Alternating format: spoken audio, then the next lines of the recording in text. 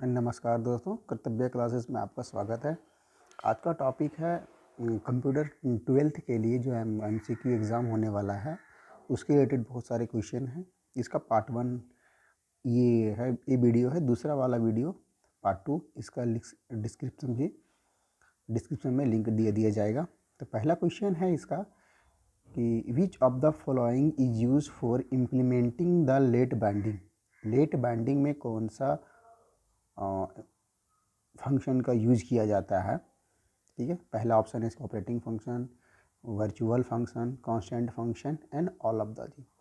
इसका पहला आंसर होगा, जैसे आपको दिखा हुआ है, टिक लगाया हुआ है, वर्चुअल फंक्शन। तो वर्चुअल फंक्शन जो है इसका आंसर है। दूसरा क्वेश्चन है which of the following can not be use the virtual keyword. Virtual keywords के लिए कौन सा फंक्शन यूज नहीं करते हैं? जैसे destruction, member function, constructor and none of the. तो जो कंस्ट्रक्टर होता है वो वर्चुअल कीवर्ड के लिए यूज नहीं होता है। ठीक है, दूसरा क्वेश्चन। तीसरा क्वेश्चन है which of the following statement is not true about C++। मतलब ये 4 ऑप्शन दिया हुआ आपने कि ये चारों ऑप्शन में कौन सा स्टेटमेंट है जो सही नहीं है। इस बात को ध्यान रखिएगा, जो सही नहीं है। आपको कोई सभी में से कोई से 2 है जो आपको सही मिलेगा, कोई एक है जो सही नहीं मिलेगा, या ये भी हो सकता है कि सारा का सारा गलत हो। ठीक है, तो ये पहला ऑप्शन है a class can not have the private member. एक क्लास का प्राइवेट मेंबर नहीं होता है, पहला ऑप्शन। दूसरा option member of the class are public by default. Member of the public by default. तीसरा ऑप्शन है एक a structure can have member function. कोई भी स्ट्रक्चर का मेंबर फंक्शन होता है, या ऑल ऑफ दी। इसका आंसर है structure can have the member function. Her structure का एक मेंबर फंक्शन होता है। क्यों? ये हर स्ट्रक्चर का मेंबर फंक्शन नहीं होता है। अब ये सारी इस तरह के क्वेश्चन आपको पूरा का पूरा वीडियो मिलेंगे, स्ट्रक्चर से, बाइंडिंग से, member function, call by reference, call by value. तो आप ये वीडियो पे बने रहें। ठीक है, which of the following is correct syntax to add the header file in C++। अगर आप C++ का भी प्रोग्रामिंग किए होंगे तो आपको ये पता चलेगा कि हेडर फाइल क्या होता है। हेडर फाइल एक तरह का मेमोरी लाइब्रेरी होता है जिसमें सारा का सारा कुछ लिखा जाता है, उसके अंदर आता है। Has include. ठीक है, 21 तरह का इसमें हेडर फाइल का यूज़ किया जाता है। तो हेडर फाइल में ज़्यादातर प्रोग्राम में गलतियाँ की जाती है। तो पहला ऑप्शन है इसका हैज़ इंक्लूड, कॉलन का साइन है, यूज़र डिफाइंड डॉट एच, फिर कॉलन। तो आप देख सकते हैं कि किस तरह का लिखा आता है। ये तो बोथ A एंड B जो है उसका करेक्ट आंसर है। इस तरह से आप लिख सकते हैं। ठीक है, तो हेडर फाइल डॉट एच के साथ होता है हरदम, ये बात आप समझ लीजिए। ठीक, which of the following statement is correct about the friend function in the C++ program. Friend function का मतलब होता है वैसा फंक्शन जिसको फ्रेंड डिफाइन करने के बाद उसका सारा का सारा वैल्यू आप यूज़ कर सकते हैं। ठीक है, तो a friend function can access the private member of a class. बिल्कुल सही, क्योंकि मैंने भी बताया कि सारा का सारा इसका फंक्शन को आप यूज कर सकते हैं। A friend function is able to access private member of a class, ये भी सही है। A friend function is able to access the public member of a class, ये भी सही है। तो आप ये 4 वाला आंसर लगा सकते हैं, ऑल ऑफ एबव। ठीक है, अब नेक्स्ट क्वेश्चन की ओर चलते हैं। विच of the following statement is correct about the class. Class के लिए कौन सा स्टेटमेंट है वो जो सही है? A class is an instant of its object. ये देखते हैं आगे, चलिए। An object is the instant of data type of a class. An object is instant of its class, बिल्कुल सही, ये सही होगा। An object is instant of its class, अपनी क्लास में होता है। ठीक है, इस तरह से बहुत सारे क्वेश्चन मिलेंगे। अब आते क्वेश्चन नंबर 8 में। Which of the following can be consider as member that can be inherited but not accessed by any.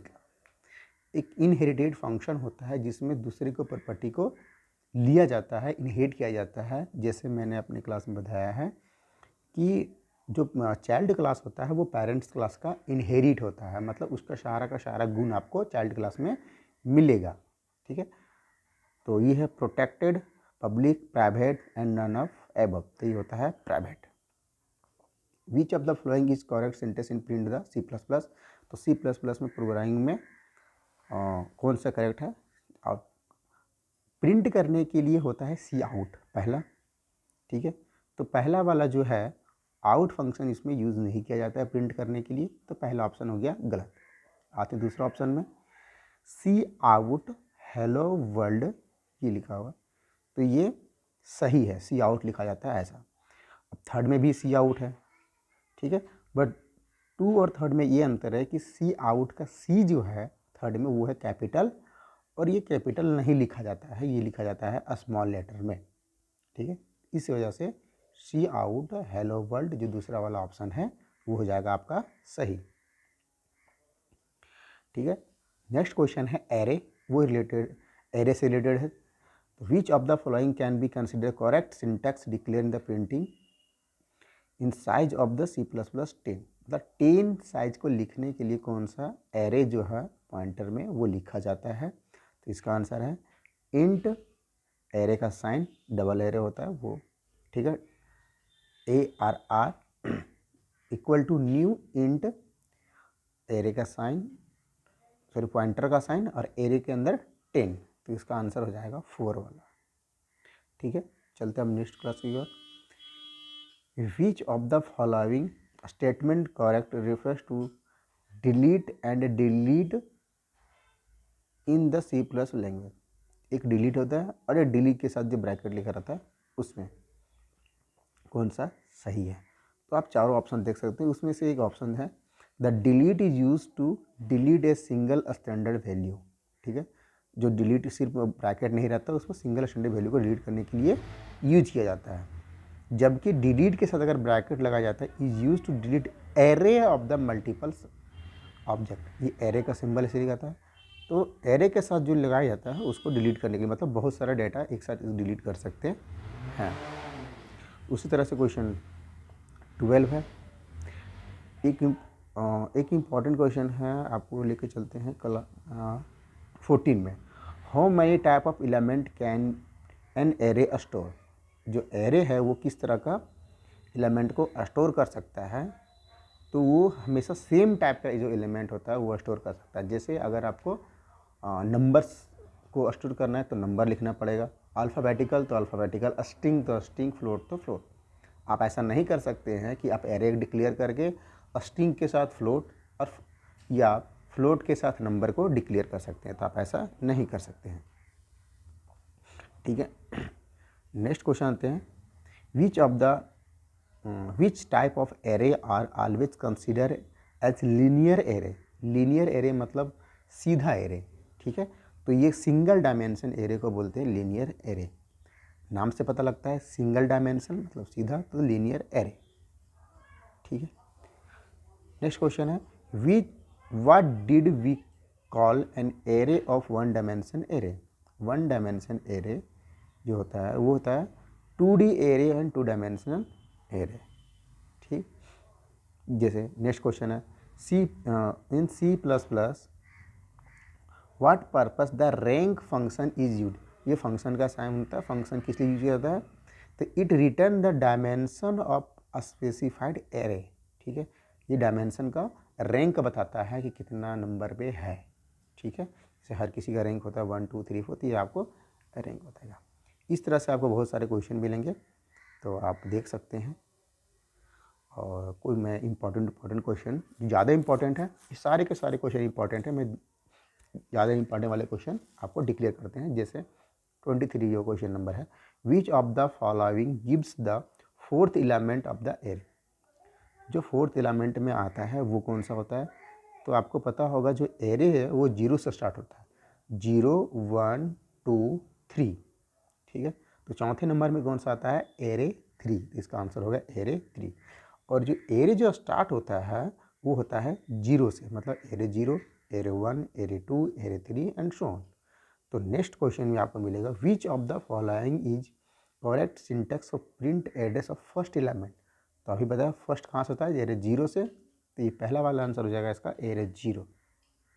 ठीक है, अभी लिखा हुआ है एरे 2, तो ये होगा पहला का। एरे 1 तो ये स्टार्टिंग का, सॉरी यहाँ पे 4 होना चाहिए। Which of the none of the above, कोई सा भी नहीं, तो इसका आंसर हो जाएगा एरे 0। ठीक है, which of the following is current identifier. Identifier कौन सा सही है, तो या देखो where name at the rate नहीं होता है, या कोई special symbol, space, capital letter आप डिक्लेयर शुरू में नहीं कर सकते हैं। ठीक है, तो बीच में इसमें स्टार्टिंग में देखिए डॉलर का साइन दिया हुआ है, तो ये नहीं होगा। तीसरे नंबर में आते हैं वेयर स्पेस 1 2 3, तो ये उसका आंसर, इस तरह से आप डिक्लेयर कर सकते हैं आइडेंटिफायर को, तो ये सही है। Which of the following is correct syntax for declaring the array. Array को डिक्लेयर करने के लिए सबसे मतलब जो सही है वो कौन सा ऑप्शन है, INTARRAY 5 में लिखा हुआ पहला वाला ऑप्शन वो नहीं है। क्यों, क्योंकि एरे को हम लिखते हैं सॉरी ये ARRAY है, तो ये सही है। दूसरा में INT इंट IT, ये टी नहीं लिखाता है, तो दूसरा ऑप्शन गलत है। ARRAY एरे 5 ये इसलिए नहीं हो क्योंकि जो आपको बताना पड़ेगा जो 5 हम लिखेंगे वो किस तरह का इंटीजर है, फ्लोट है, स्ट्रिंग है, वेरिएबल टाइप डिक्लेयर करना पड़ेगा, तो इसमें डिक्लेयर नहीं है, तो ये हो गया गलत। तो इसका पहला आंसर हो जाएगा इंट एरे 5। ठीक है, इफ वी स्टोर 5 एलिमेंट और data item in an array what will be index number of the array last data type. Last data तो 4 हो गया इसका आंसर, अगर 5 एलिमेंट स्टोर करना है तो 4। और क्वेश्चन नंबर 28 में है कि C++ का जो क्रिएटर है, ओरिजिनल क्रिएटर कौन था, तो ये हर किसी को पता होगा, ऑप्शन नंबर 3 बेंजिन अस्ट्रोपव, जिसका आंसर है। The following language that has ability to create new data type is called extendable. Extendable इसका आंसर होगा। Which of the following refer to character of an array. Character of array के लिए कौन सा answer इसका है, an array is a set of distinct data type, an array is a set of similar data type. तो जो array होता है वो सिमिलर डेटा टाइप का होता है, तो इसका आंसर हो जाएगा array is a similar data type. ठीक है, तो आज का लेक्चर में आज इतने ही। 30 क्वेश्चन है, आप इसको देख सकते हैं। मैं एक बार स्क्रॉल डाउन कर देता हूँ धीरे धीरे, आप चाहे तो लिख सकते हैं, या मैं इसका PDF डिस्क्रिप्शन बॉक्स में डाल दूंगा, तो आप देख सकते हैं। इस तरह का वीडियो देखने के लिए मेरे चैनल बने रहें, और जितना भी 1 लाइनर क्वेश्चन होगा जैक बोर्ड का या कोई भी स्टेट बोर्ड का C++ का, तो मैं ये हमेशा ये डालता रहूँगा। ठीक है, बाकी मेरे चैनल पर बने रहें हरदम। Thank you, bye.